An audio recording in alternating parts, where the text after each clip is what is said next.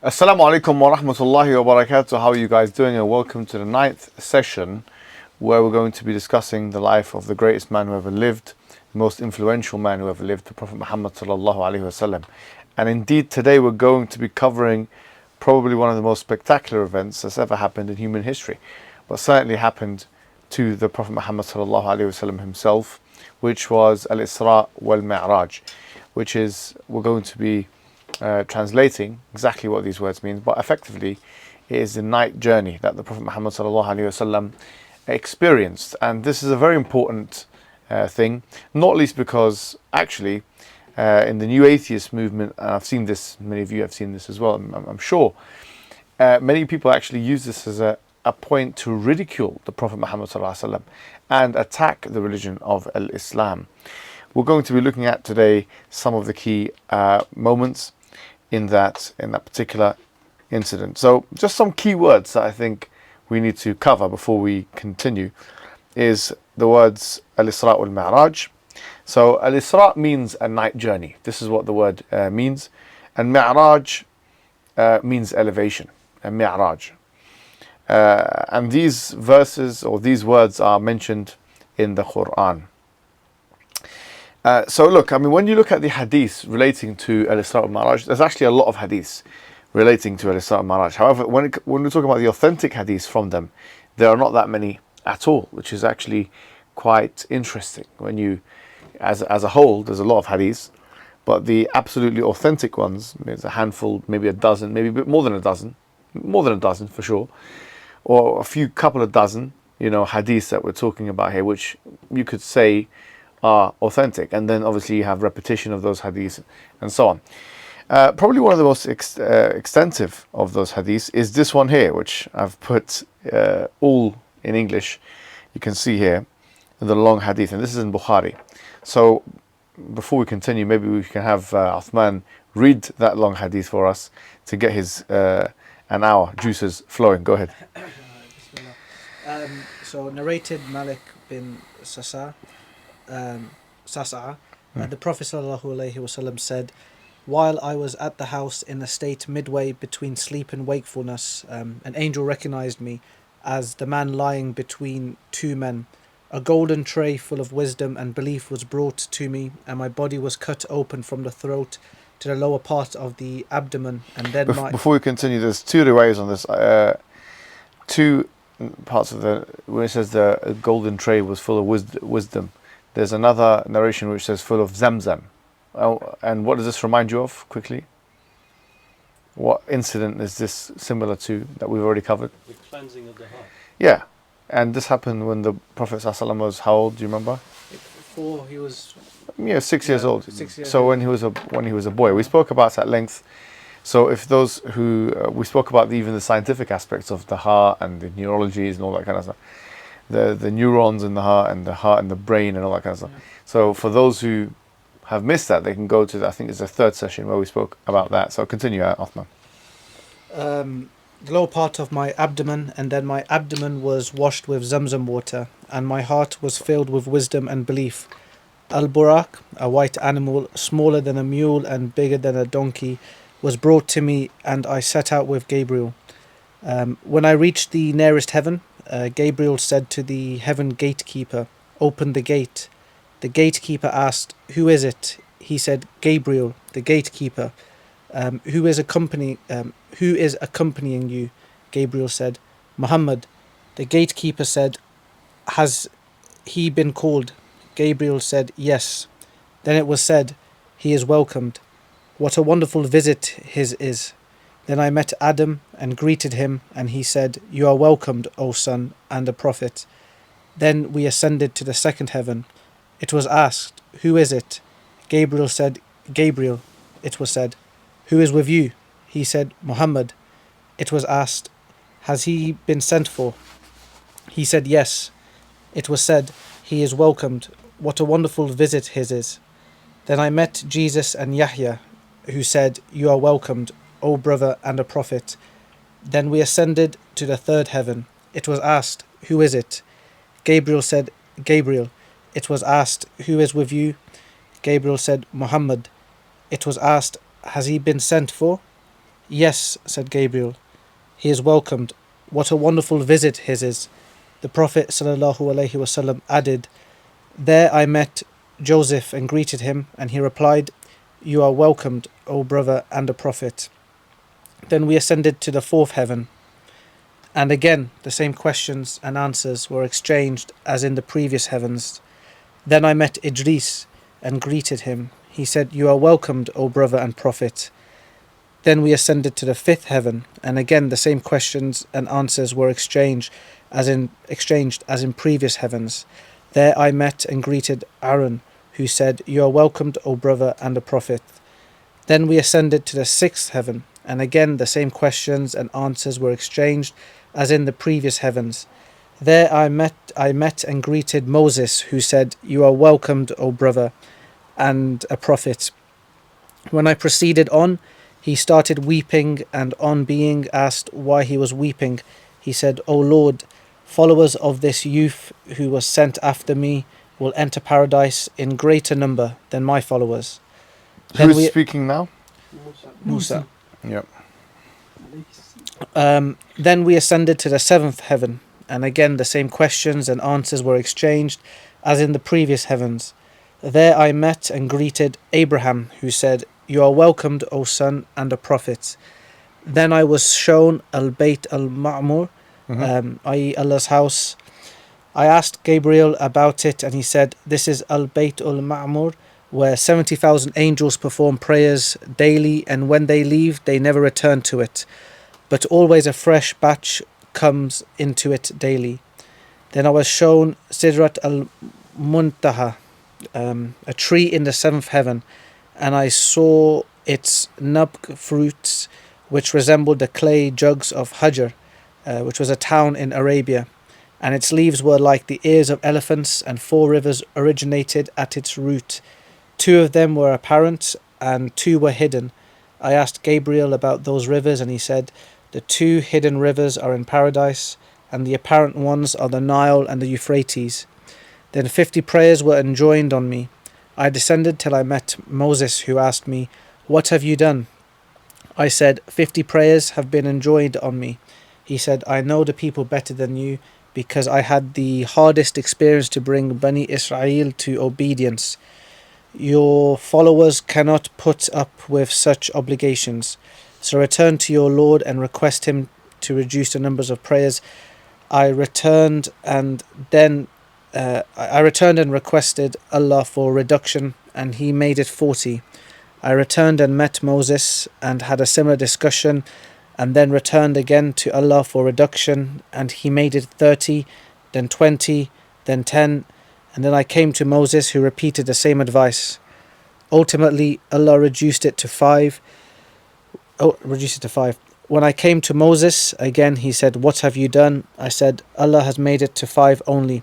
He repeated the same advice, but I said that I surrendered to Allah's final order. Allah's Messenger ﷺ was addressed by Allah. I have decreed my obligation and have reduced the burden on my slaves, and I shall reward a single good deed as if it were 10 good deeds.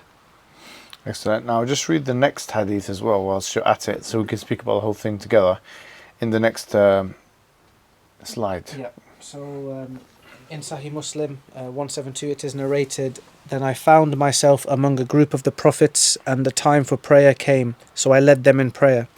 According to a report narrated by Ibn Jarir at-Tabari in his Tafsir 332, then we went on until we came to Bayt al-Maqdis in Jerusalem, where I led the prophets and messengers in prayer. Ibn Kathir said, The correct view is that he only met with them in the heavens, then he came back down to Bayt al-Maqdis, and they accompanied him, and he led them in prayer then. Then he rode on Al-Buraq and returned to Mecca. Okay, so there's a lot going on here, so let's describe it maybe in a bit more detail. Well, not in more detail, but try and break it down. So there was 2 journeys. Okay, there was 2 journeys. There's one to Jerusalem, as we've discussed, or as you saw that in the previous hadith, and then one up to the heavens.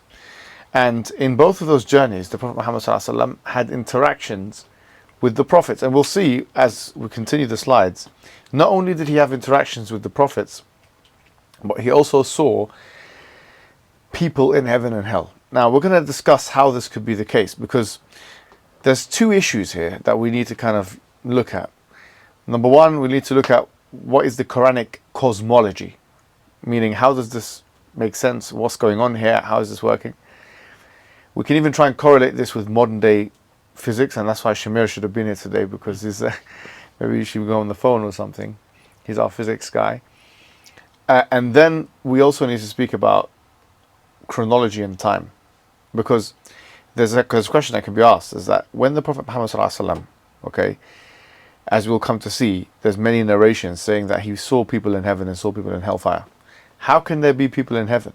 And how can there be people in hellfire if the day of judgment hasn't taken place yet? Do you see the question? See, when you go in there, how can you see anyone there? Now, obviously, there is a classical response to this, is that he didn't actually see the people there. He saw kind of like a representation of the people there. But we're going to investigate that in a bit more critical detail, since this is the intellectual Seerah. So that's the first thing. In terms of the Buraq and this whole journey, and let's think about this for a second. I'll say first and foremost, I remember a discussion with Richard Dawkins and Mehdi Hassan. I'm not sure if any of you have seen it. And of all the things he could have cited, I mean, Richard Dawkins was sitting there and he was speaking to Mehdi Hassan, and he said, look, do you believe, this is what he said. He said, do you believe that your prophet went on a winged horse and he flew in the heavens? Okay.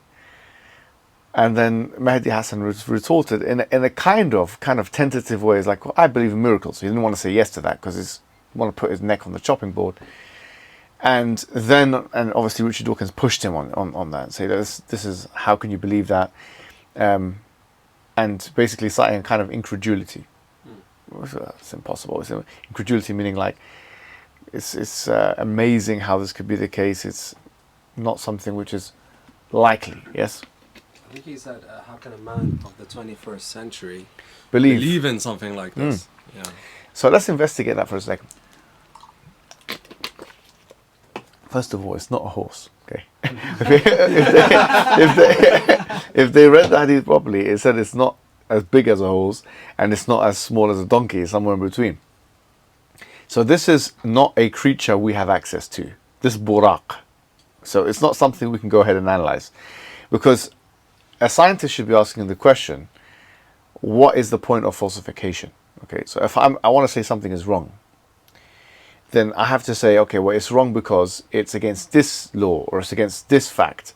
At this point, there's no falsification going on. There's only incredulity. And many of you will know there's a fallacy called the fallacy of incredulity. The fallacy of incredulity is to say, I can't believe this could be the case, therefore it's not the case. You see? He said something about the 21st century. It's very interesting, because let's assume something for a second. We're in the 21st century, right? There's many things that we have seen that people in history have never seen before. You agree, right? The camera that's recording me is something, this mobile phone. Now they have like this hologram technology, effectively. I mean, I've went to certain places. I think it was in Heathrow Airport. And there was a woman that just came out of nowhere. And I was thinking, what the hell is this? And it was a hologram. I don't know if any of you guys saw this, but there's now hologram technology. Like, you've seen it. Maybe in the next 5 years, your phone will have a hologram attached to it. Maybe the iPhone 20 is going to have some hologram that comes out of it, right?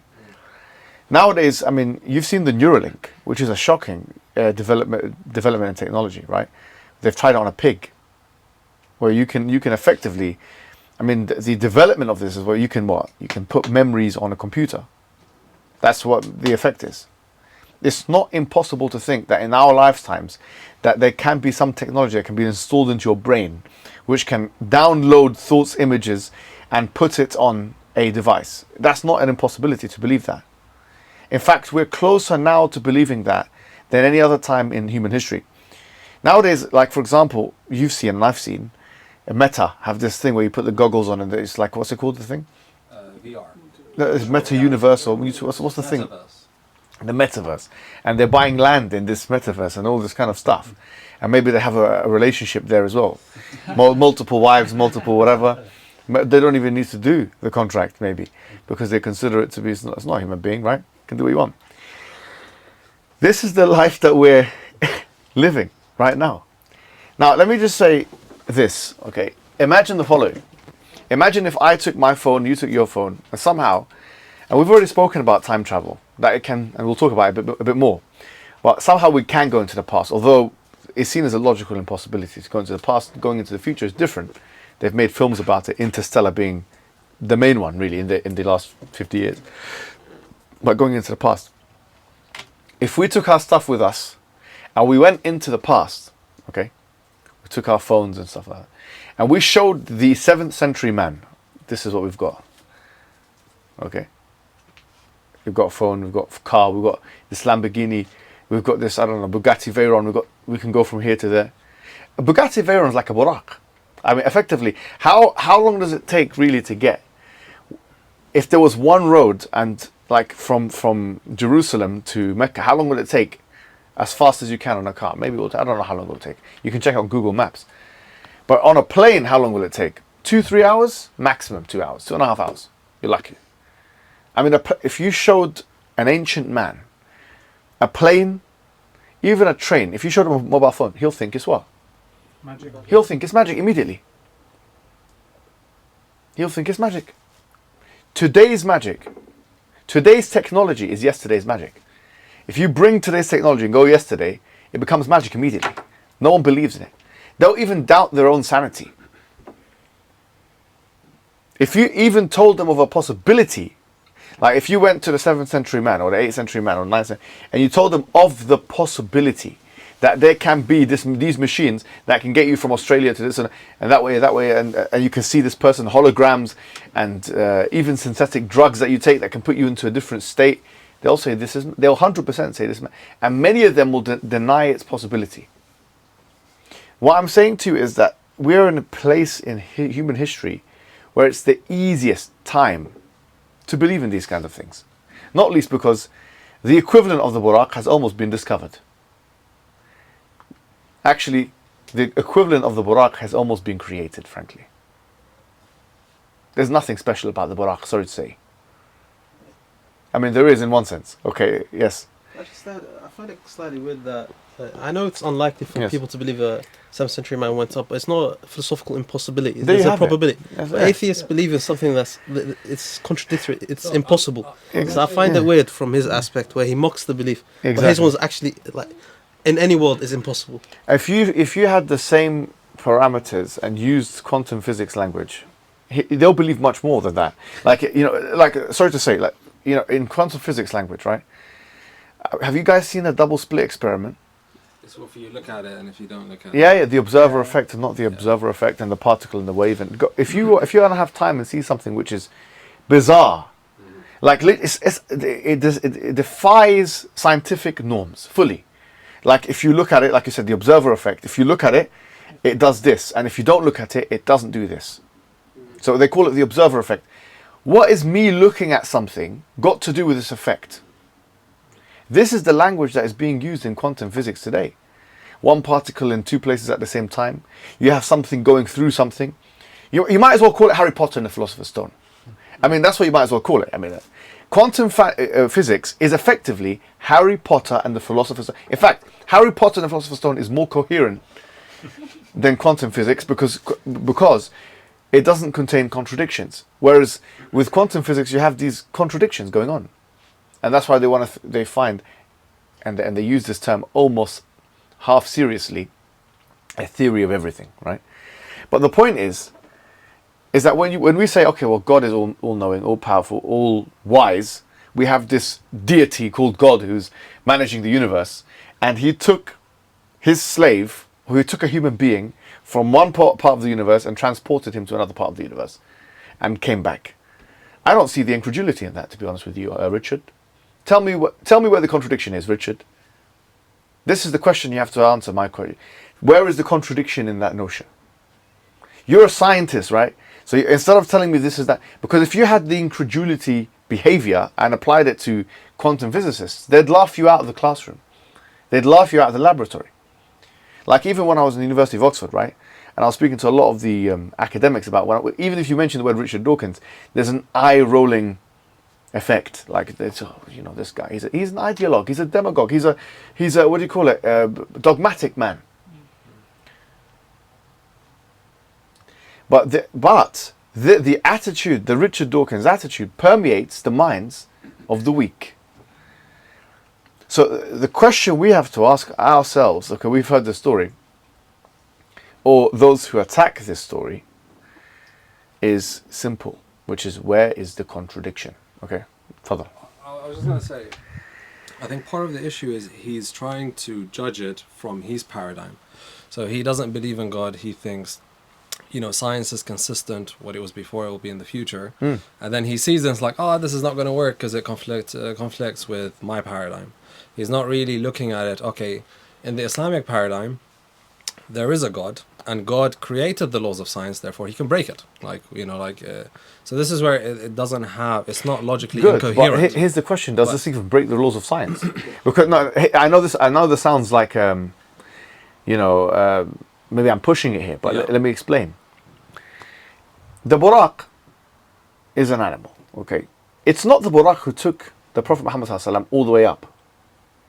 In fact, it wasn't even the angel Jibreel, because there were times in the hadith that says, "Urija bi." It's used in a passive sense, where like there's this discussion among the scholars. Did the angel Gabriel take him up beyond the 6th and 7th heaven? Yeah. So because there's one hadith that says that I was elevated. So it's using the passive. Urija bi. It's using the passive, mabni al majhul, in the passive sense. So some say that even Jibreel didn't facilitate all of that, right? So effectively, yes, Jibreel might have facilitated some of it. He was somehow guide. Pardon? Yeah, it was a guide. But Allah subhanahu wa ta'ala directly managed the process of him moving from heaven to heaven. Yeah. It wasn't the Buraq that was managing that process. The Buraq was more from geographic location to geographic location. So, and I definitely agree, but this is where, like, from Islamically, there is no contradiction in this paradigm. But this is where, like, the response to an atheist would be, you believe that consciousness came out of particles that lack consciousness. So even if we were to accept your paradigm and the fundamentals of your paradigm, there is a contradiction here, which is, how can consciousness come about without God, basically? Yeah. Like, the argument of the whole problem of consciousness is, I wouldn't link it directly, because look, I mean, even here you've got on a materialist paradigm, yeah? I'm saying even on a materialist paradigm, what's happening here, like the movement, is not incredulous. It's not impossible to believe. Because if we're talking about the speed of light, if something is moving at the speed of light from one place or beyond or faster than the speed of light, you know, it's what contradiction is being mentioned. So unless they're able to bring something even from their own paradigm, and I'm being very charitable to them, saying, okay, even from your own paradigm, I'm not even telling you to be a dualist or an idealist here. I'm saying even from your own paradigm, where's the contradiction as a methodological materialist, right? But going to another point here, which is the following, right? In fact, before I go to that point, I think we should just quickly look at the map. So this is, I got this from a website, I don't know what the website is, but it just gives you an idea of kind of where things are moving. Can you see, like, you know, this is it, the Israʼ.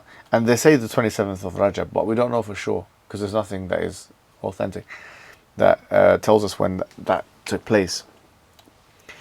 I was going to say, this is obviously, goes without saying, part of the reason why we believe that, well, Jerusalem is extremely important to us. It was actually this reason. I mean, this is the main thing that happened. Part of what we're seeing now with Gaza and all that kind of thing, and Jerusalem, and why Jerusalem is the most, I mean, in many ways, the most valuable land to the biggest number of people in the world. Obviously, for us, the most valuable land is Mecca and Medina as Muslims. But to the Christians and the Jews and the Muslims, Jerusalem is the center of everything, right? And this is where it all started. This is where it all started, from this Al-Israʼ and Mi'raj journey. Now the question is, also pardon? Pardon? It was the first Qibla. Yeah, that as well, of course. Yeah, so it was the first Qibla before that. But I was going to say to you that the question begs itself now, which is, well, the Prophet ﷺ led all these prophets in prayer, okay? And he had interactions with all these prophets. So how can he have, this is going to sound like a basic question, but let's just put it out there anyway. How could he have interaction with prophets who are buried and dead? I mean, were they raised back to life? I mean, what's going on here? Isa alayhi salam. So because he's meant to be still alive. So how does the dynamic work here? What's going on here? So the way to answer this question is to say, Allah knows best how it happened, but they are alive in Hayat al-Barzakhiyah. We know that every single person, when they die, they're alive in another realm, and this is called Hayat al-Barzakhiyah. And maybe it's important for us to explain this Hayat al-Barzakhiyah. The Prophet Muhammad ﷺ told us, yes, he told us that sleep is the brother, in some hadiths the sister, but this is the brother of death. Yes, sleep is the brother of death. And if you consider this for a second, I mean, what happens when you sleep? Your consciousness is lost. You lose consciousness. Okay. But once you've lost consciousness, but you continue existing, and you still see visual things, and these are called dreams. I mean, everyone can attest to that. So, if you lose consciousness, the only experience that we have when we lose consciousness is the experience of being in another world and experience a different reality. And that is when we're dreaming. We have never had an experience of being out of existence when we're losing consciousness. Out of existence in a full sense. That's never been what we have. Now, if it was possible for us to continue living, going to your point, right, about materialism and the hard problem of consciousness, then we could be immortal quite easily on the materialist paradigm. How? All you need to do is download my DNA, my memories, and put it onto a computer. And then when I die, I press play or whatever I have to press, and then I can just continue living in the computer. But the problem is that the computer doesn't have what you refer to as first-person subjective experiences. The computer can never love for real. It can never get angry for real. It can never feel for real. It can never have those interpersonal experiences. And so, immortality has been a problem that humankind has never been able to solve and will never be able to solve because of the consciousness problem. But if it's the case that effectively the only thing that we can have is a relationship with our DNA and information through a third-person experience, and therefore we will never be able to tap into the first-person experience and a subjective experience and the I feel experience, then we still have to ask the question, how, when we lose consciousness, are we still in a reality? And if it is the case that when we lose consciousness, that we're still in a reality, then when we lose ultimate consciousness, what makes anyone guarantee that the reality will not continue? So our answer to that question is that the secret ingredient of all this is consciousness, which we believe is due to the soul. And that is a reasonable explanation. In fact, it's the only explanation. There is no materialistic explanation of this. So if there's no materialistic explanation of this, which is the point you were trying to make, right? Then the question is, if we die and we're in Hayat al-Barzakhiyah, we're in this virtual reality. But it's not really virtual because it's a reality as good as ours. Let me tell you something before I can proceed. What is the difference between a dream and in this world? I don't want to sound like Matrix guy, but no, what is the difference? There's only two differences. Tell me what they are. The actions we do in this world will affect, as Muslims, will affect our... No, I don't mean that as Muslims. Oh. I mean it in a general sense. What is it? What are the two differences between a dream and our... It's not consistent. It's not consistent, maybe. Yeah. Yeah. Life you experience is... Okay. So there's two differences, right? That's one of them. Continuity. Yeah. So like, for example, today affects what happens for me tomorrow. If I have a haircut today, I'm going to wake up with a haircut tomorrow. Right? In the dream, it's not necessarily like that. Unless some of you guys have that, I think. It's like our dreams are like some kind of like it's not. I'm not saying it's impossible, but I'm saying it's very unlikely that our dreams are going to be like Netflix series. So when you go to sleep, go to sleep tomorrow and your dreams. So it's right. But if it was like that, it would be quite similar. That can drive a person to insanity, in fact, because they wouldn't know what. It would be on the verge of not knowing what reality is and what reality is not. But that's the first thing. What's the second thing? So we said the first one's continuity. The second one is interactivity. So you see how I'm speaking to you right now and you're speaking to me. So you have different minds that are interacting with each other. Okay, in a dream you don't necessarily have that. Now it's possible that you can have the illusion of that, or you can even think that you have that. That in other words, that you're speaking to people and stuff like that. But if you eliminate those two things, or if you add those two things, then you have the dream world becomes the same as the actual world. Which is why we have two hard problems. We have the hard problem of consciousness, and we have the hard problem of solipsism. Solipsism is the matrix world. How do we know we're not in a matrix now? No one can tell you. There's never been a philosopher in the world that can solve these two problems. That right now you're in a matrix. You cannot solve that issue. Brain in a vat. So the point I'm making is, if Allah is capable of bringing about a world for us, which is both continuous and interactive, and this is called the Hayat al-Dunya, then why is he not capable of doing that in a different realm? So Hayat al-Barzakhiyya is that different realm. It's continuous and it has interactivity. So it qualifies as a world, alam. It qualifies as alam.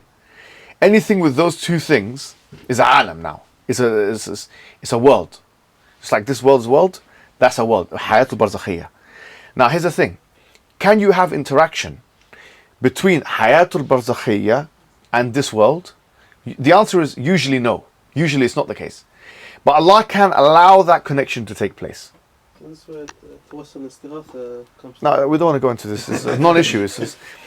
We're talking about two issues, two different worlds. Which, do you see what I mean? Which can cross-pollinate. There's an interesting, if you look at like virtual reality, and the theory of this is all simulation. It actually it started at like similar timelines, and the idea is that virtual reality right now is so strong. If you put it on and you experience it for 1 hour, and you take it off, you kind of have a shock of reality. Like, oh, I have to go back. It's good that you bring in virtual reality into it, because the only thing that would make virtual reality any different from any other world is that it's primarily contingent on this world. It's continuous, and there's interaction in virtual reality. Yeah, but so what I mean is, it's not separate. It's completely contingent on this world. Without this world, you won't have the virtual reality. Absolutely. But the theory of that we're living in a simulation, it kind of died down now, but a few years ago, it was very, very popular. Yeah. But it was because of virtual reality. They thought that in the past, there was a very advanced civilization, and they kept improving this technology, VR, until they created a simulation, and now we're living in their virtual. And there were actually scientists who were, like contemplating that as if it's like, yeah, sure, this could be the case. Why not? Like they couldn't argue or disqualify this argument, and they were considering it, but it kind of died down. Yeah, no, but as we say, like, if we think about all that we just said here, the point we're making is simple, that there's nothing inconsistent about these things, right? So if we assume all of that stuff, then this becomes very easy to believe, frankly. This becomes completely easy to believe that God moved Muhammad ﷺ from the first heaven to the second heaven to the third heaven to the fourth. Now what does it mean, heaven? Now heaven doesn't mean heavens like Jannah. Heaven means universes, really. Effectively, that's what it is. So in the Islamic cosmology, there are 7 heavens.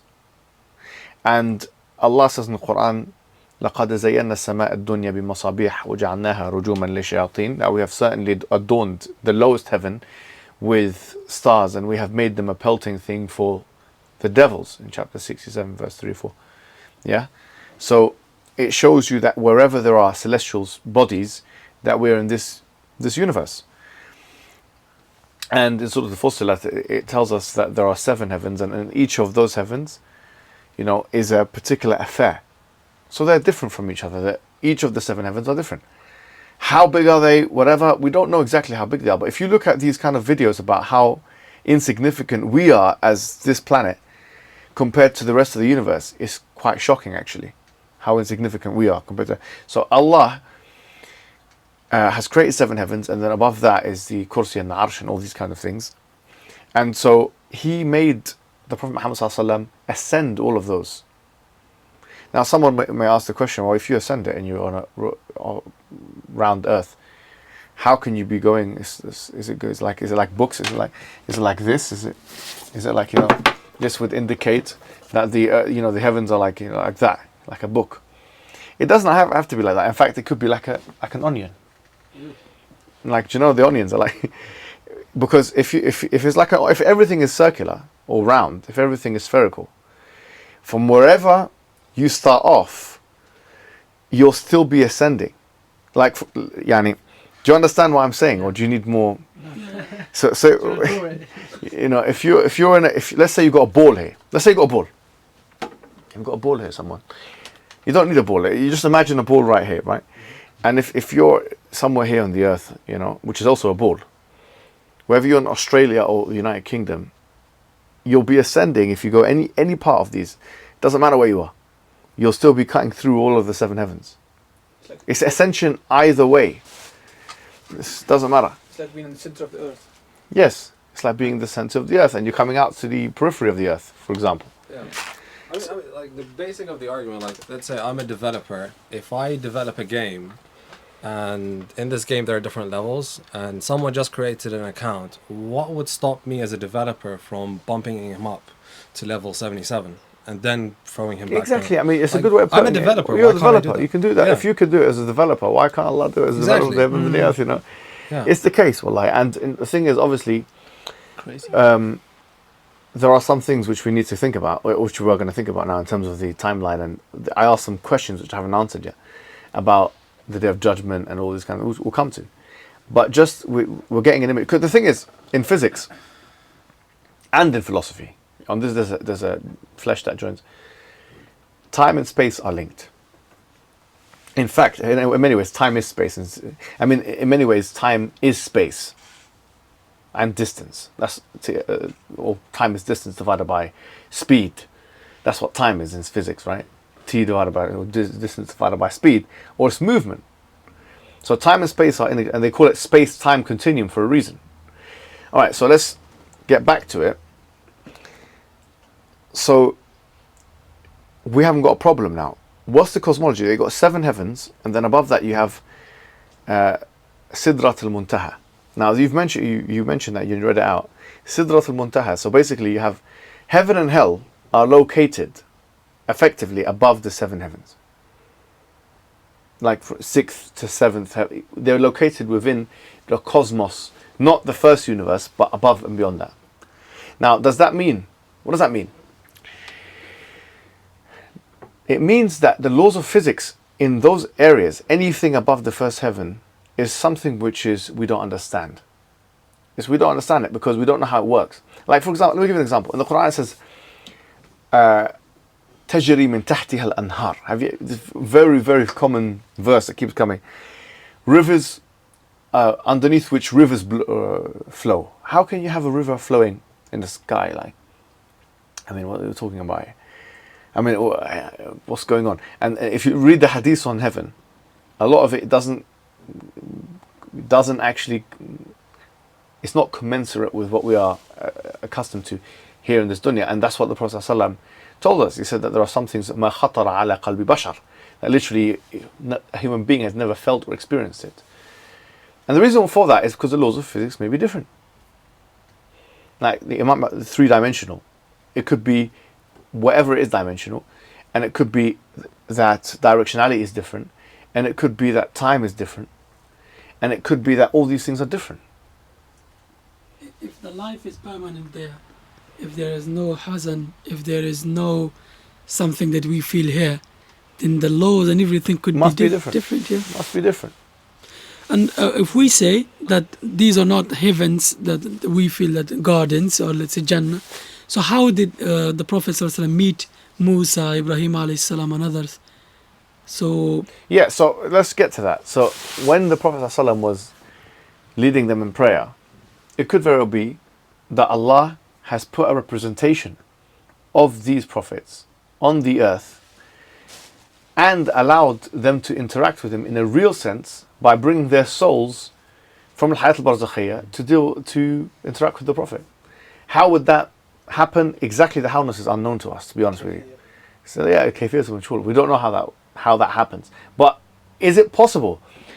If we're talking about the possibility of us downloading our DNA onto a computer, and we're taking this possibility very seriously, I don't see how anyone can take this unseriously. Do you see what I mean? Like, why is this hard to believe? If Elon Musk can do it, are you telling me God can't do it?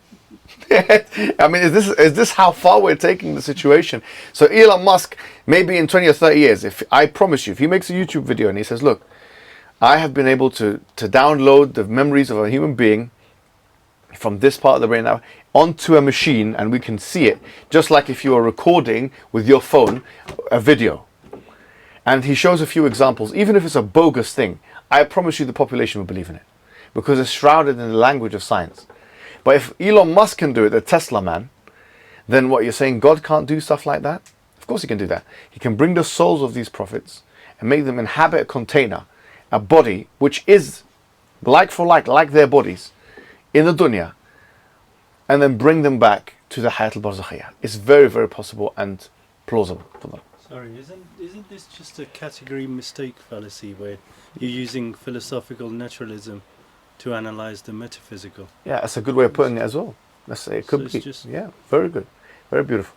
Just another point. Yeah. Ibrahim alayhi salam in the seventh heaven, does that represent like his status or? Yeah, there's a huge difference of opinion among the scholars. There's this because Idris is in the fourth heaven, and he's above Isa. I mean, he's not really seen as min ulil azmi min al-rusul, but how could he be above Isa? So it doesn't seem at all to be. Yeah, and plus, why would hell be above the seven heavens anyway? So no, that's a bit of a different question. I mean, because a lot of the scholars did say that, because you know when the Prophet ﷺ, when he met different prophets in each of the heavens, they're saying, what's the relevance of the hikmah of these particular prophets being in those particular heavens? Yeah. The answer to that question is no one knows. Maybe no one actually knows. I mean, there's no reason. Some people even memorize. In the first heaven, he met this one. The second is, I see that is a waste of time. With all due respect. What I'm saying is, if people are saying it's based on like some kind of ranking in terms of like most favourable, which kind of level of heaven they are in, then why is hell and heaven above the seven heavens? Yeah, I can see the argument, So but they'll say that it's we're talking about the prophets rather than There could be a question that why these prophets are divided into heavens, like one in one heaven, another in another one, and that's. Yeah, to be honest, I don't know. Allah knows. Who knows? Who knows why these ones were there? الذين يؤمنون بالغيب ويقيمون الصلاة. Okay, so you need to believe on. Right. We come to a different question. So we answered the first question. It could be a visual representation. The souls of the prophets were taken into a container of their bodies or like for like bodies, and the Prophet ﷺ led them in prayer. No problem. Okay.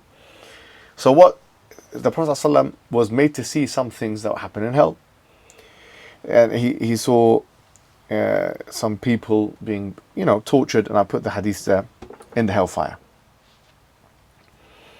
But some of them are doing namima. Some of them are doing bad sins and stuff, and he saw that. So how could he see? So basically, the way that the scholars of the past classically have understood this is they say it's just the same answer as the previous one, which is it's a visual representation of the future. However, let's take it on face value for the sake of argument. Let's say he went and actually saw. I'm not going to ask you guys, but there's a film called Interstellar. A very famous film. I think it's up there in the top 20 or 30 or 40 on the IMDb top movies of the era. And this guy basically in the film, he takes a rocket and goes into the future, goes through a black hole or something, and he goes into the future. Now, if you think about it, how fast must the Prophet ﷺ been traveling? Like, he must have been traveling well beyond the speed of light. Now, if that was the case, and he was traveling well beyond the speed of light, then he would be, in physics terms, going into the future. And if he went into the future, for him to see what's happening after the Day of Judgment is not logically impossible. So you could take this on face value and still have no contradiction. When they say then Allah subhanahu wa ta'ala brought him back, which they have there's an impossibility there. Yeah, but Allah can make that happen. We say time works differently as well. In that He can make him go back and time is different. it's not a problem. Going back into the past, remember we said that's the issue. Like we got the grandfather paradox. Can you go back in time and kill your own granddad? How? How would you exist and not exist there? Because it creates contradictions. But going into the future and coming back to the present is different to going to the past. The guy in Interstellar went back in time. So we have to entertain the possibility of this being the case. Yeah, we could entertain the possibility, even if one wanted to take it on face value. But then the question would be then, what is God's relationship with time? Now, I don't want to open this malaf because there is a big discussion in creedal circles about this. Because if you take this on face value, it would give credence to the idea that God has a completely different relationship with time than anything else. Now, it does have implications. It's not massive implications, but it does have some implications. For example, Ibn Taymiyyah has this view, and he talks in that view about God doing things within time. And this view is about hulul hawadith and something, I'm not going to say changing, regenerating in the essence of God. Tajaddud fi dhatillah, he calls it like this. But if that's the case, then if we take these hadiths on face value and we don't do ta'wil of them, right? Then the Day of Judgment, whether the Day of Judgment happened or it didn't happen, it's all the same to God in a sense. Because God has a completely different relationship with time. Because one of the hadiths that he uses is that God will get angry on the day that he didn't get angry like that in any other day. And he says that shows you that God operates within time. That's Ibn Taymiyyah's argument. But if we're saying, well, God moved the Prophet ﷺ, and he could move the Prophet ﷺ to the future and bring him back into the present, then there could be a response and say, well, actually, his interaction with time cannot be any way similar to the interaction with human beings or any other creature on time, because clearly he's still got in his grasp the past, the present, and the future in a way that nothing else does. Can you see what I'm saying here? Pardon? When he directly spoke to Musa alayhi salam temporally, how would that happen? Yeah, no, that's the argument being made. Like he's temporally, but is God's way of speaking in time the same way as? I mean, even Ibn Taymiyyah would say it isn't, right? The way that we. But I'm trying to indicate to you that there are some things we need to investigate here in terms of God's relationship with time. So it does have some creedal implications. Without going too much into it, it does have some creedal implications. If it's the case that the Prophet ﷺ went into the future and came back into the present, which, if we took it on prima facie value, these hadiths indicate that. Prima facie. You'd have to do ta'wil. You do have to do ta'wil on these hadiths to come to the conclusion that that's not the case. Which is something which is interesting, because it says that, when I saw this and that, you know what I mean? Yeah. What does the non-believers think about the story of Ashab Kahf? Do they believe in this? I mean, it's not really a story that is mentioned in the Old Testament, for example. Like, so we know Abu Lahab is a kafir, and Allah subhanahu wa ta'ala said he will die a disbeliever. So this is where it becomes problematic. Allah subhanahu wa ta'ala, he's aware of the future. Yeah, or did he see it that he's not going to change his mind? This is where it becomes problematic. It's not problematic, but that's a completely different. I mean, it's a different question. I mean, I'm just saying, Allah subhanahu wa ta'ala, is he aware? Does he have knowledge of the future, or to him has the future happened? Or that? Well, it's not that the future. Look, I mean, both are, in a sense, to him it's as if the future has happened, or he's got the future in his grasp, just as he has the present in his grasp and he's got the past in his grasp. It's only problematic if you take out compatibilism, and that goes back to the determinism discussion. Do you know what I mean? That's like the free will versus determinism discussion. But I would say this to you, right? I would say to you the idea of free will and determinism, I've written something about it, and by the way, in the Sapience thing, you can read it. It's more paradoxical than anything else. There's a difference between paradox and contradiction. A contradiction is when something clearly doesn't work together. A paradox where it seemingly doesn't, like these two opposite things seemingly can't come together, because you have determinism and then you have free will. So we put, as compatibilists, we put the idea of the coexistence of free will for human being and determinism of God in the basket of paradoxes, not in the basket of contradictions. Well, how do you decide what's a paradox and a contradiction? Can't a Trinitarian just say, it's a paradox as well, it's not a contradiction? We decide it because we look at for example, the truth value of the claim being made. So with the Trinity, for example, you have three gods, Father, Son, the Holy Spirit. They're gods and not gods at the same. Well, you three and not three at the same time. So it's easy for us to find the idea of contradiction. However, with things like this, for example, if we say first person subjective experience, on the rationalist school of thought, you see, the rationalist school of thought, it's the most basic thing you can come to is cogito ergo sum. In fact, everything is built upon the idea of first person, I exist. So, and in fact, all morality is based on that. And then you have the idea of antecedent causal chains. So you've got two ideas which are very, very impervious to criticism, and then you're putting them together and say, like, how can you not have them together? But the idea is that you can prove both of them without a shadow of a doubt. So by proving both of them without a shadow of a doubt, you have to go into compatibilism. Now, the only thing is we don't know the mechanics of that. And no one claims to know the mechanics of that. Okay. So that's how it... But before we get to that, just because I don't want to quickly... We'll do maybe a question answer in the end. Because we might... you know me, I can go into 1,000 tangents. And the Prophet Muhammad ﷺ, so we talked about some of the things that he saw in hellfire.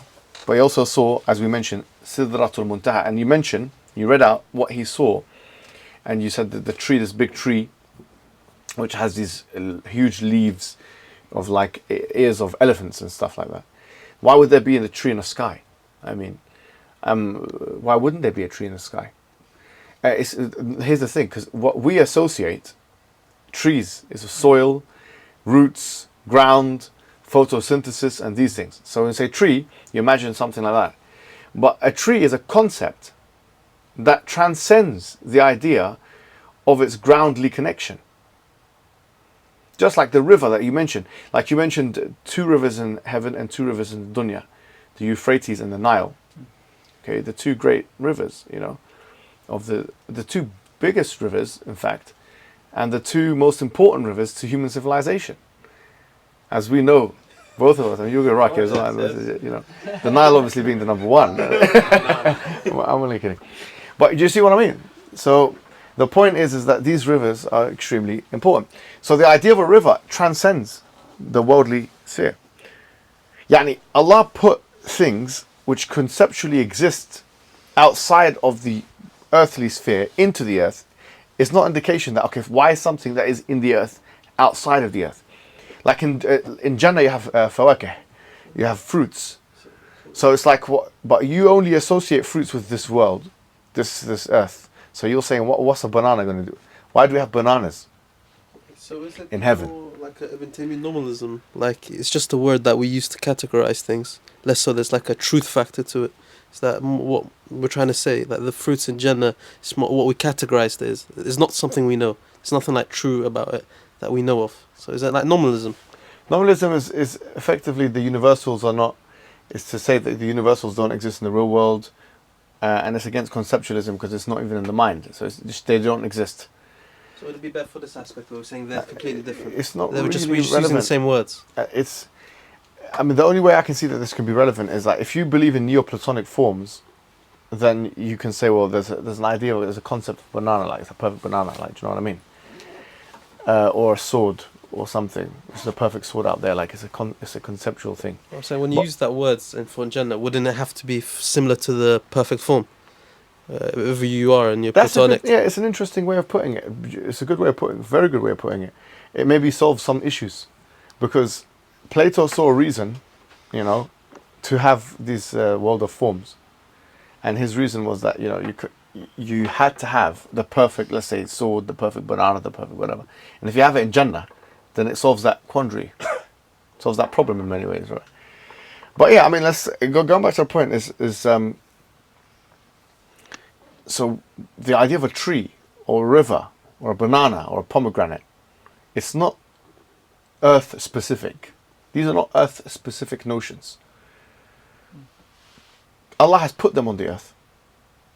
Like I was just thinking the other day, subhanAllah, that we have all these emotions, yeah, where we have love and we have, or even states of being, compassion, etc., etc. If we didn't have them, we wouldn't know how to understand Allah at all. There would be no way of us understanding who or what Allah is. We would not understand it. There has to be what is referred to as al-qadr al-mushtarak. There has to be some level of overlap between what Allah is and what we are. If there isn't any level of overlap, there's no way of us understanding who or what Allah is. It would be an absent concept. Yes. Is that what makes us different to animals?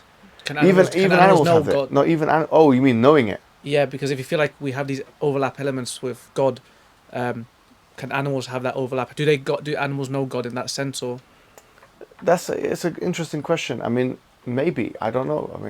I mean, obviously the Quran says, وَمَا مِن شَيْءٍ إِلَّا يُسَبِّحُ بِحَمْدِهِ وَلَكِنْ لَا تَعْلَمُونَ تَفْقَهُونَ تَسْبِيحَهُم.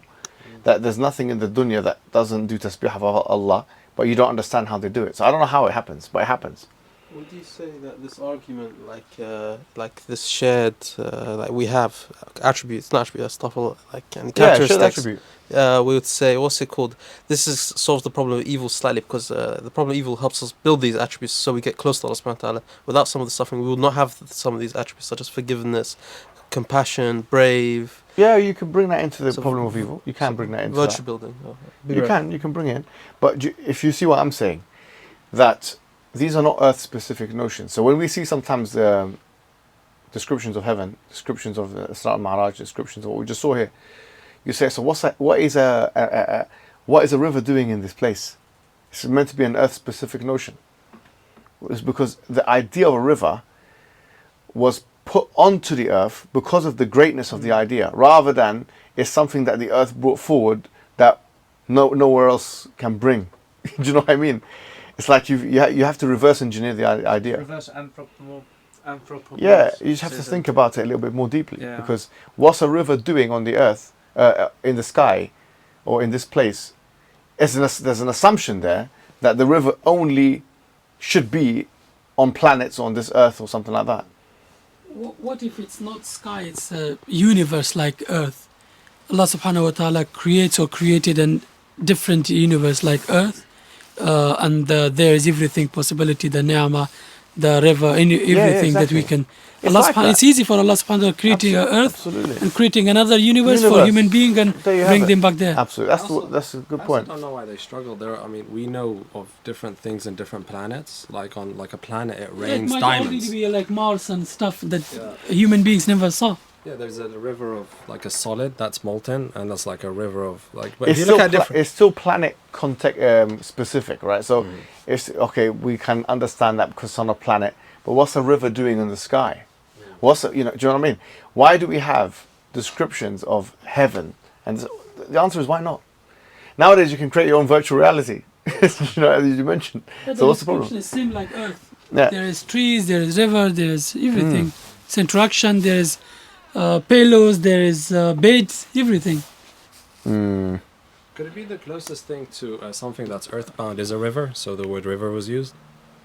Like that's the best way people would understand it. There's a bit of that which is true. Like Ibn Abbas, he said, for example, that the only thing that's similar between what we find in our world and heaven, would be in al-asma, in the name itself. So, and remember, the Prophet said, وَمَا خَطَرَ عَلَى قَلْبِ بَشَرٍ. So, like you said, the river is not going to be anything like the river that we So fundamentally, there's hikmah behind using these words to describe these aspects of heaven in our theology, but we just don't know. We don't know the answer. Only God knows the answer. That's like the simplest, most soundest response we can give to these kinds of issues. Obviously, we can be theologians and hypothesize and philosophize in these aspects, but fundamentally it comes down to this hikmah behind it. We just don't know. We're trying to figure it out, but we don't know. That's right, bro. That's exactly right. Yeah. There is one, just on the point of visual representations, a lot of the scholars, they use this particular hadith where the Prophet ﷺ said, that I saw in my salat that the heaven was, the hell was coming closer to me, and that the Jannah was coming closer to me, and the grapes and all these kind of things. It's a long hadith, I don't want to read the whole thing. But the point is that they use this hadith to show that there can be visual representations that Allah can provide for the Prophet Muhammad sallallahu alaihi wasallam. And there's other things. زُوِيَ لِلْأَرْضِ فَرَأَيْتُ مَشَارِقَهَا وَمَغَارِبَهَا وَإِنَّ أُمَّتِي سَيَبْلُغُ مُلْكَهَا مَا زُوِيَ لِي مِنْهَا. Visual representations. And nowadays, like I said before, it's the easiest time to believe in this. We have holograms. I can produce a visual representation. You have cinemas. You have, whatever. Human beings are doing that now. It's not a problem at all. And another part is, obviously, we spoke about this a little bit already, but just to kind of touch upon it. We spoke about the 50 prayers. So everything started with 50, and then the Prophet ﷺ went back and forward to reduce it. And Musa was there giving advice, effectively. And even the Prophet ﷺ, he turned to Jibreel to ask him, when Moses gave the advice, he turned to Jibreel, as a hadith in Musnad Ahmad, to see if that particular advice is correct or not. But at the end of it, he finished with 5 prayers. Okay, so it started with 50 and then it ended with 5. We have to pray 5 prayers. And subhanAllah, it's like otherworldly. The prayer is our connection with Allah subhanahu wa ta'ala, right? And it's both symbolically significant and spiritually significant that the Prophet ﷺ, he was given the command to prayer in his presence, Azza wa Jal, in Allah's presence. So it's like when we pray, we're connecting with the Most High. And it was the Prophet ﷺ who was given this great reward or this great gift of prayer in this very special moment. So that's why a lot of scholars, they actually, like Ibn al-Qayyim has this whole thing where he talks about when you're praying and saying Allahu Akbar, it's like throwing, Allahu Akbar means Allah's greatest, right? So it's like you're saying Allahu Akbar and you put your hands out. It even has spiritual significance because it's like you're throwing the world behind your back, is what he's saying. When you're throwing the world behind your back, imagine that the Prophet ﷺ, he literally left the world when he was given the command to pray. And especially there's some spiritual aspects and interesting things here as well, which is that the last 2 ayahs of Surah Al-Baqarah, آمَنَ الرَّسُولُ بِمَا أُنزِلَ إِلَيْهِ مِنْ رَبِّهِ وَالْمُؤْمِنُونَ, etc., that were revealed in this time. They were revealed when the Prophet ﷺ was there. Did the Prophet ﷺ see Allah or not? There's a whole discussion. The stronger opinion, let's say, is that he didn't see Allah. But there's a whole discussion about that when he went to the Sidratul Muntaha and all these kind of things. And so he interacted with Allah subhanahu wa ta'ala. And he was given these commands and he interacted with all the prophets. This is a powerful thing. Now, we've already kind of touched upon this.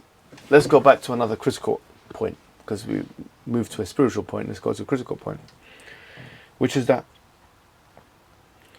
is this a miracle? What do you think? What do you guys think? From my understanding, it is a miracle.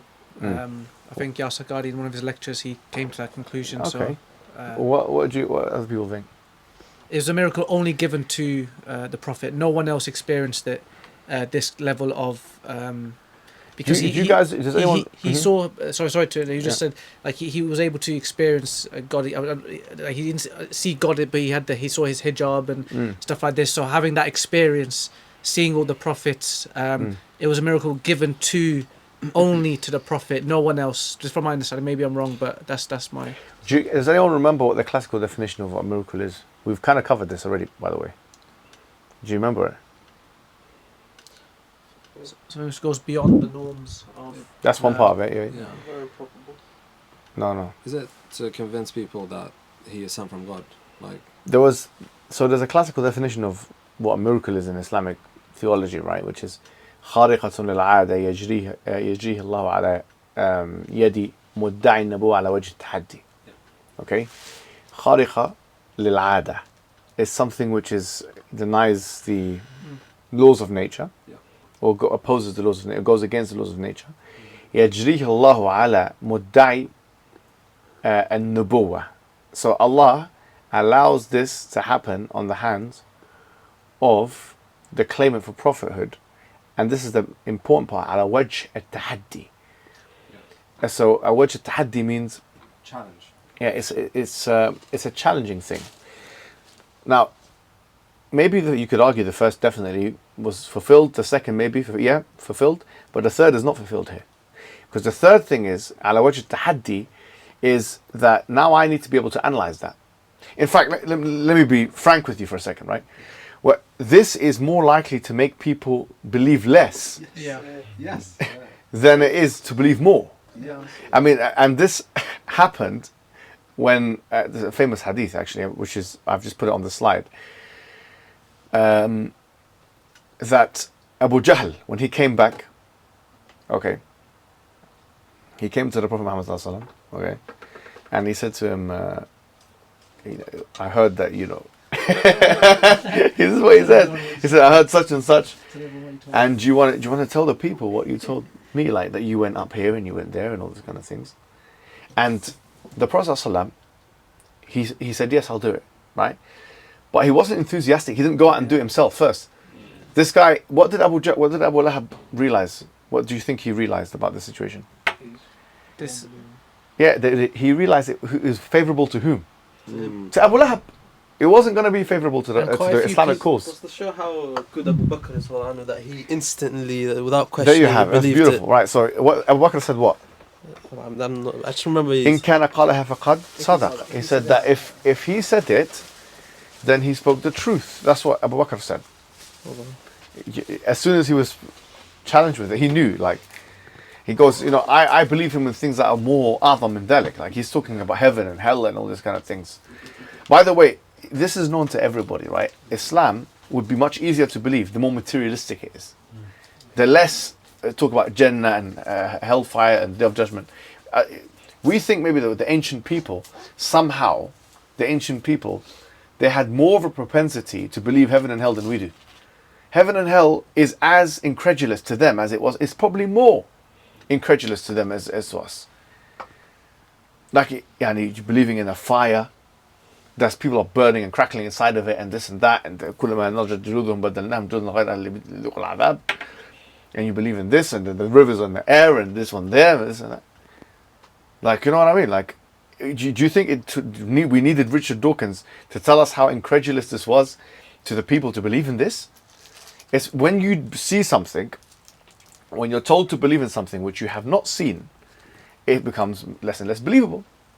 So if the Prophet Muhammad sallallahu alaihi wasallam, and this is actually an argument for the veracity of Islam, because if he wanted to make people believe by any means necessary, he would reduce the burden of belief. Why would he put more and more ghaibiyat in there? The more ghaibiyat you put in there, the more unseen type things you put in there, the more harder it is to believe. And this psychological reaction of the Prophet to Abu Lahab coming to him and asking him this question is indication that actually he was sincere. Because he wanted them to believe, and he knew that this would make them believe less. Yet he still delivered, and he still told them what he had to tell them. I think it's clear cut showing that he's not making the religion is just, he's the messenger of it. He's having to deliver something which is, frankly, I mean, if you look at some of the hadiths, and some of them are weak, there are some hadiths that said some people left Islam. Yeah. However, this hadith is problematic.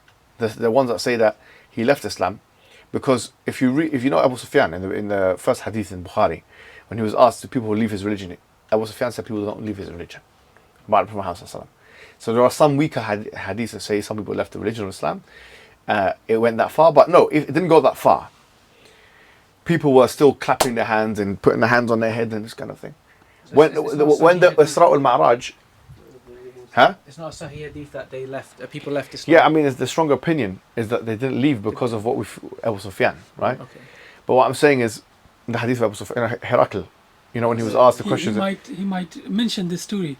If people were leaving, so Abu Sufyan might say that this happened and people left exactly, Islam. He did mention that. Yeah. It's a big incident. Yeah, at that time he was the enemy. So exactly. So if any time he would have said it, they leave. Exactly.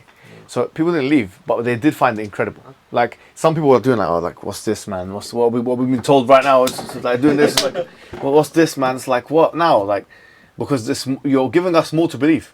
You're telling us more impossible things, seemingly impossible. What year did this happen?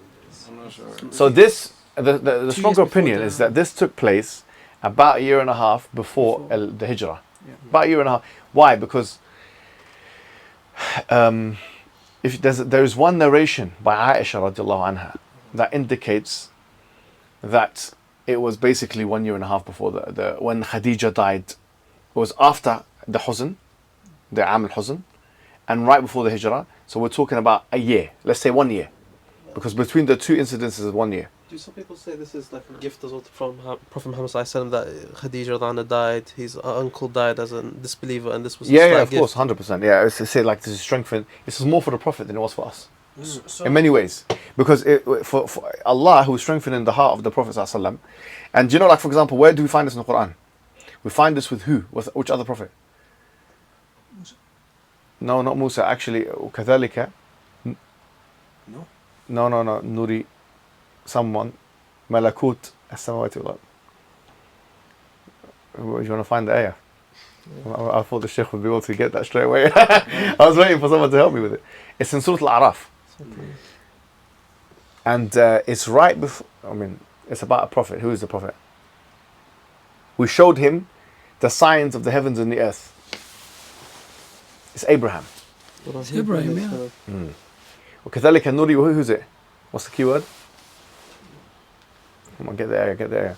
So Allah, do you know, like for example, Allah, we know in the Quran, Abraham, he said, show me how كيف تحيي أرني كيف تحيي الموتى قال أولم تؤمن قال بلى ولكن ليطمئن قلبي, and then so on and so forth happened. So Abraham, he went through a process where Allah was strengthening him. وكذلك نري إبراهيم ملكوت السماوات والأرض وليكون من الموقنين. So Allah showed him, Abraham, the malakut, the possessions of the heavens and the earth, so that he can become what? Certain. It strengthens him. Because don't forget, the Prophet ﷺ, it's not like he wasn't certain, but if his wife just died, his uncle just died, things are happening, you need to be strengthened now. Let me give you motivation. Allah is now giving the Prophet ﷺ motivation. And it could be part of a test. Allah subhanahu wa ta'ala test other people whether they believe on ghaib or not. Because the one criteria for being mu'min is الَّذِينَ يُؤْمِنُونَ بِالْغَيْبِ. Yeah, exactly. If we need everything based on evidence, so where is our iman? Where's the submission? Where's the test? Where's the test? Yeah, which is the main purpose of life. Exactly, that's it. Where's the test? According to the classical definition, then it's not a miracle. Yes, it's not a miracle according to the classical terminological definition. Yes. Yeah.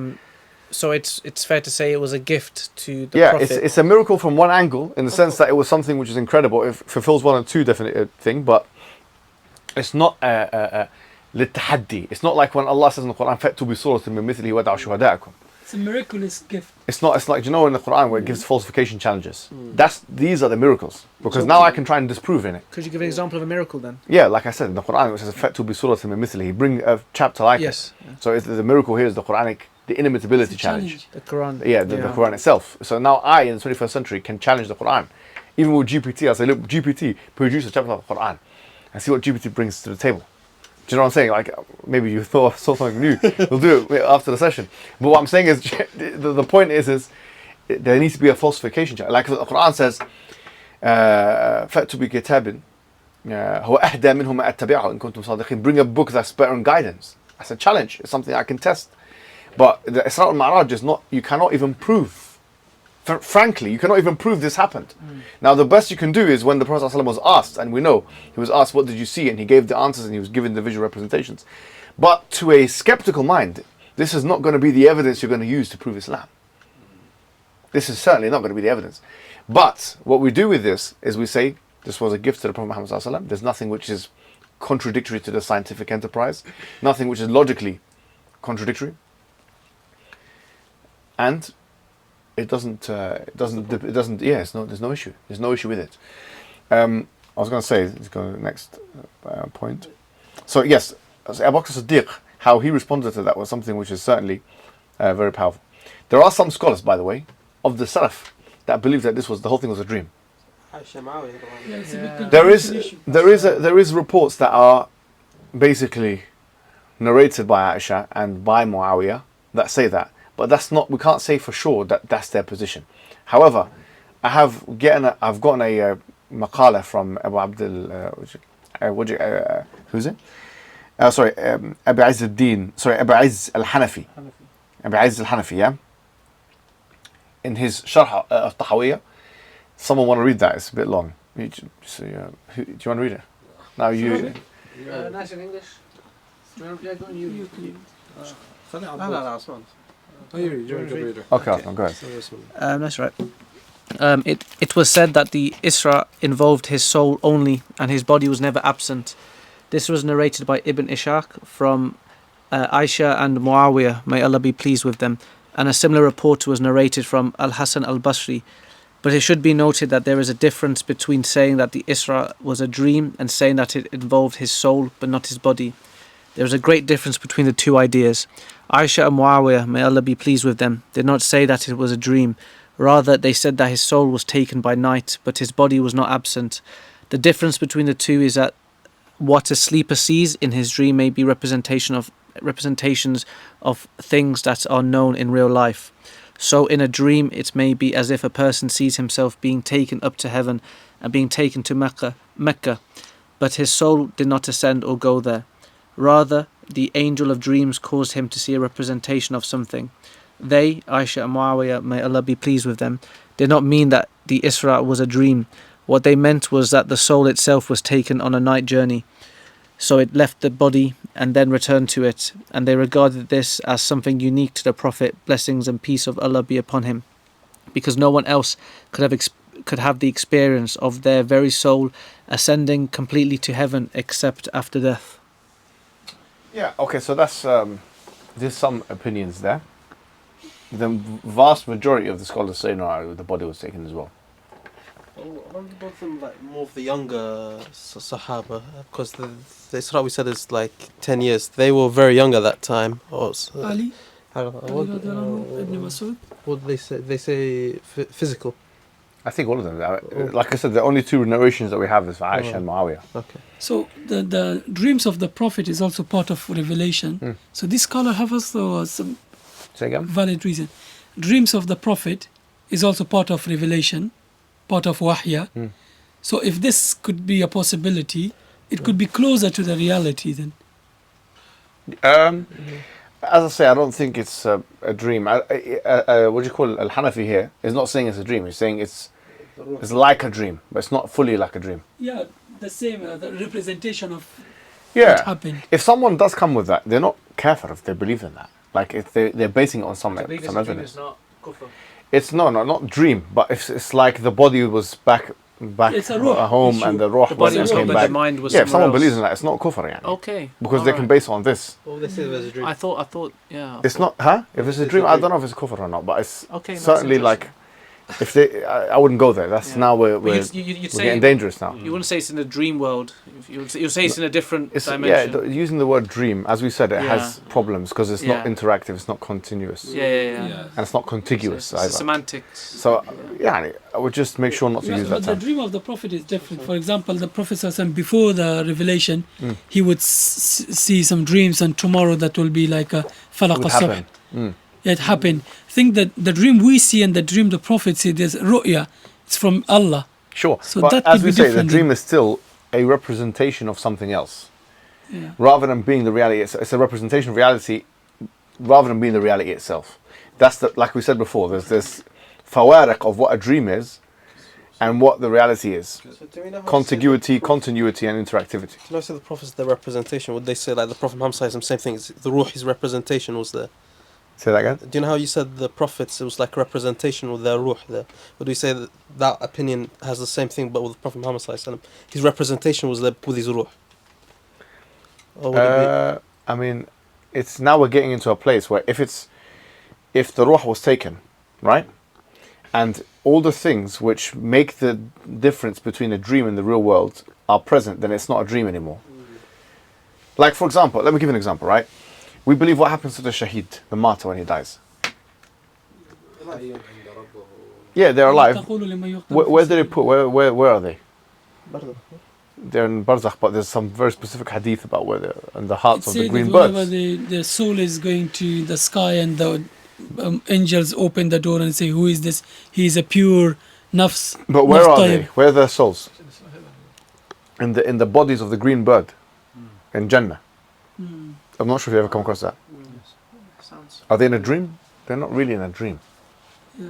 That's not really a dream here. Now it's hayatul barzakhiyah. Continuous reality. Yeah, in a dream, remember, you are in hayatul barzakhiyah in the dream. So every dream is in hayatul barzakhiyah, but not hayatul barzakhiyah is a dream. So A dream is a kind of existence within the hayatul barzakhiyah, but al hayatul barzakhiyah is it's more general category, which includes the dreams as one of them. Yeah. So it's a whole different spectrum of elevation. Aisha and Muawiyah radiyallahu anhuma, they said that, the body stayed and the soul went. I don't look. Is that I mean, a strong hadith or a weak hadith? That's what I need to look at. And do they give a reason? Because I think No. they were both young. Yeah. Like also, are we aware of how long this was in terms of Earth time? Like, There is a hadith that says that I need to find. the doorbells was somehow Yeah, I need to bring that hadith. waving. Yeah, I need to Did bring it that. come? Yes. Not a bell, but you know. What's it called? because I don't know. We'll get that. Yeah, it was still ringing. In or Arabic, trying- it says it's different. Jalas? When you knock the door with that, yeah. it's something that Yeah, is hanging. exactly. I think Yeah. what my brother tried to say is that they were both too young for this event. So how would have they known if the body had stayed or not? Like, for example, Because how old were they? How old was Muawiyah? How old was? Oh, all right. Aisha? Yeah, so good question. was 2 AH, she was 9 years old, right? Jarasul. So how old would she be? Jarasul Bab. It's called Jaras. She would have been old enough to narrate the hadith. When it occurred, you said this before Hijrah, so she would have been maybe 6, 7. Yeah, you can still know what's going on then, right? Fair enough. I'm saying the older Sahabis didn't say it was No, physical, yeah, so sure, when we agree take with the, I agree with that. the aspect. Yeah. Yeah. That's what I was trying to say. Having the belief that Israʼ and Mi'raj was involved, well, Hayatul Bazrak, it would make a lot of sense.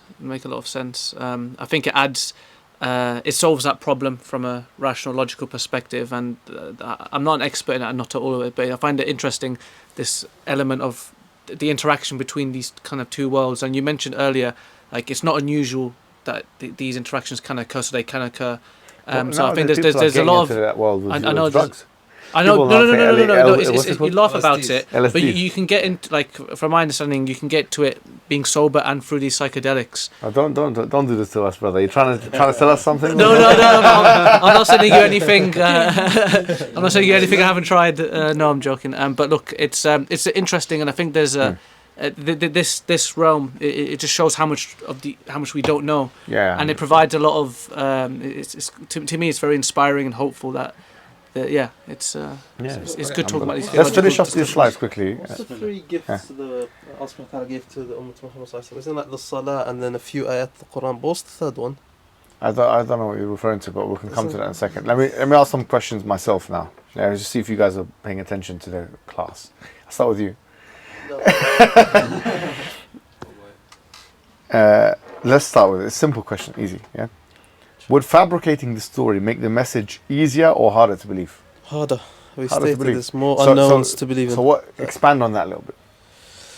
It's harder to believe because there's more unseen which they can't test, so it's hard to believe for the Muslims. And it shows Abu Bakr the way he believed instantly and he's high status. Yeah. And it shows the truthfulness of the Prophet Muhammad sallallahu alaihi wasallam, where he's not bringing what he was not like a pragmatist, like trying to make everyone believe in his religion that he's building on himself. It's more he's a messenger and messages are coming and he's giving it to the people. See, that's a good argument, bro. Like I think that if you're saying things which people, the end user, would find more difficult to believe, okay, that indicates sincerity. And I'd say even in the attitude Wouldn't you agree with of the Prophet Muhammad sallallahu alaihi wasallam, it wasn't like he was convinced, everyone's going to believe it. It was more like, I know people are going to not believe this, but he still said it. He said it. It's more like, I'll say even last lesson where the Prophet's uncle died and he died a disbeliever, that shows his honesty. Because he could have just changed the religion to say, yeah, my uncle's a part of the religion and he's a Muslim now. But he stayed on the point that he's not Muslim. So this shows what? What's the key word with S? Sincerity. Sincerity. Beautiful. And it's not in his hands and not in his control. Excellent. Good work. Good work. Next question. Would it serve a pragmatic purpose if he did that? Like, for example, if he made the story up? Or if so, which one would it serve? So I think And if, the let's say, for Prophet example, was not happy. Somehow he was concerned about the result of this telling the story. Yes. So if this was something that not happened, or let's say it's not authentic and it's fabricated for Nauzubillah, so he wouldn't tell it people because it was somehow he feared about that people will leave Islam. Mm-hmm. And So it wouldn't serve a pragmatic purpose? Yeah. Exactly. Good work. Okay, next question. Uthman, are you ready, yeah? Yep, always. Is this story harder or easier to believe today? As we discussed earlier, I think it's easier to believe from looking at the advancement of technologies. If we went back in time, they couldn't even fathom planes.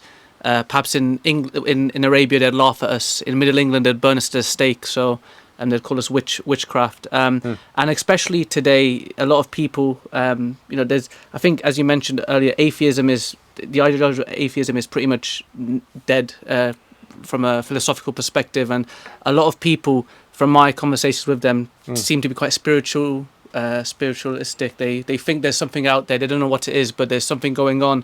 And having these conversations about, lack of a better term, the dream world and these kind of interactions, I think, just from my perspective, there's a lot of potential in terms of dawah and conveying this in a manner that perhaps secular people can understand. And be like, hang on a minute, this makes total sense, and it's very interesting. So yeah, to answer your question, it's way easier to believe now for a variety of different reasons. Fantastic. Let me ask you this one. So if technology was presented, if our technology today was presented in the past, what would it be seen as? I think you already said it. You said they would see it as slightly magic. Mm-hmm. However, a lot of them would believe that, okay, there is something we don't understand how it works, but there is obviously a designer or creator behind this technology. So even though I'd say people in the past will view it as, incredible, but I still think they would have the bit of logic to be conscious that this level of technology requires intelligence. So whoever created it must be intelligent. Excellent. Tariq, we'll go to the next question, which is, what is logically possible may not be scientifically observable? Can you expand on this point? I think this goes back to what I mentioned earlier about we believe for Allah anything is possible for Him to do. He's not constrained by this, but these again are things that are metaphysical, and metaphysical things are not supposed to be observed in a scientific method in that particular way. So if you say anything is possible, someone say like God becoming a man, is that possible? No, logically possible. Like we're not like saying can produce a squared circle. Okay, brilliant. That's logically impossible. Excellent. So what is logically possible is not necessarily scientifically what? Impossible. Scientifically observable. Beautiful. Excellent. Yes. Excellent. Next one, last but not least. Is this a miracle for the people? I think you mentioned it before. I don't think it's a miracle for the people. It's more a miracle for the Prophet. Mm-hmm. And for you mentioned that because he was going through this difficulty in his life, and it was more like a way to encouragement from Allah. Alhamdulillah. Yeah. So it doesn't fulfill the classic definition of what a miracle is, the terminological definition, because especially ala wajh tahaddi, as we mentioned as well. Now, if somebody comes in, a Christian, says this is a ridiculous story, someone tries to be Richard Dawkins, but from the Christian world, then it would be good to bring them Elijah in the Bible, because a very similar thing happened to Elijah in the Bible. And it came to pass when the Lord would take up Elijah into the heaven by a whirlwind, that Elijah went with Elisha in Gilgal. And Elijah said unto Elisha, tarry here, I pray thee, for Lord hath sent me to Bethel. And Elisha said unto him, as the Lord liveth, and thy soul liveth, I will not leave thee. But this idea of an elevation, Elijah was elevated into the heaven. If it's something which is impossible, then, or it's so incredulous. But we do not say that. Maybe you took the story from the Bible. Oh yes. We'll say, listen, this what God does with one prophet, sometimes He does with another. But also they have the doctrine of ascension. Don't forget that. That's the doctrine. It's about Jesus was ascended into the heaven as well. Last question. Yeah. Just the very last question. In the Muslim community, we have more and more people that metaphorize the Quran and what happened to appease people like Richard Dawkins. Oh, it was just a metaphor. Yeah. So what is, you said, obviously, a prophet's physical being ascended, or his soul, or it was a dream. What about people who say it's a metaphor? Yeah, well, now why stop there? Why not go to heaven and hell and day of judgment? Because a lot of the descriptions in day of judgment are more incredulous than this. The sun will be on the top of your head and this and that, and that's going to happen. I mean, that's what I would say. And with that, I hope we have been able to add something new to the table, something new. We thought about it critically, and with that, we will conclude. Wassalamu alaikum wa rahmatullahi wa barakatuh.